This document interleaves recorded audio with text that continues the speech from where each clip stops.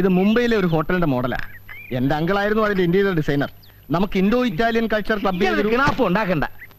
ഒരു മാസം ചെരച്ചു വന്നിരിക്കുന്നു ഇൻഡോ ഇറ്റാലിയൻ കോപ്പ്. ഈടോ അടുത്ത മാസം ഓപ്പൺ ചെയ്യേണ്ടതാ. നാടമുറിക്കുന്ന ആരാന്നറിയാവോ?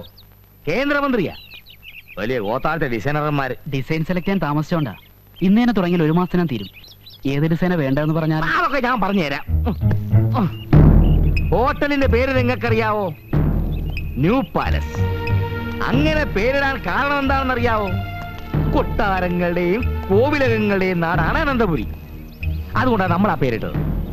പേര് മാത്രം രാജകീയമായാ മതിയോ? പോരാ, അതിന്റെ ഗട്ടിലും മട്ടിലും ഒരു രാജകീയത വേണം. അകം കണ്ടാൽ കൊട്ടാരം തന്നെ ആയിരിക്കണം. സാർ, എന്റെ കോസ്റ്റ് വർക്കൗട്ട് ചെയ്യുമ്പോ എത്ര ലക്ഷങ്ങളാവുമെന്ന്? അതിന് താൻ വേർക്കണ്ട. ലക്ഷങ്ങളല്ല, കോടികൾ വരും. എടോ, ഒറ്റാരി കിടക്കുമ്പോ കുളം തപ്പണ്ട കാര്യമുണ്ടോ?